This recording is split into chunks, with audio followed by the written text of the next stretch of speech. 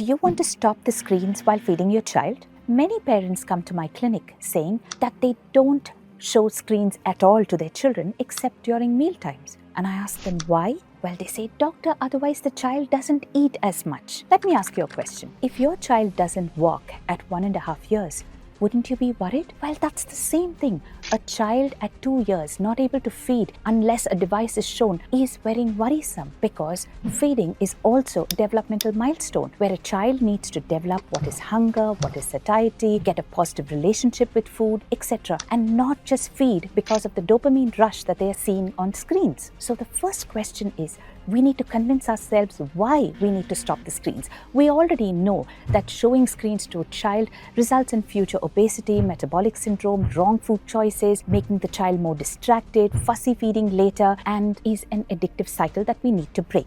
So let's see how we can wean off the screens during meal times.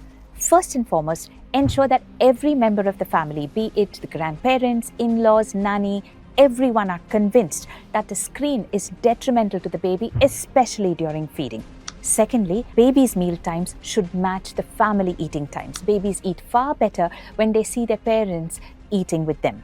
Thirdly, engage the child in conversations which would be interesting, distracting the child. Sometimes you could use toys and books or audio signals, music as well, but keep the conversation going with the baby and ensure the baby has a positive experience. Now, if all this doesn't work and some of them need the screen, initiate the feeding, start off with the screen, but quickly distract the child and slowly reduce the screen time. Some of them will start feeding, but later get fussy towards the middle. That's when you could introduce the screen and then gradually reduce the time. But ensure what you show the baby is not some gush of sound and color, but a slow-paced video which probably has nature and animals, which doesn't give so much of a dopamine rush. I know these steps are difficult, but when we are convinced about the why, we would definitely engage to see that our kids develop mindful eating habits.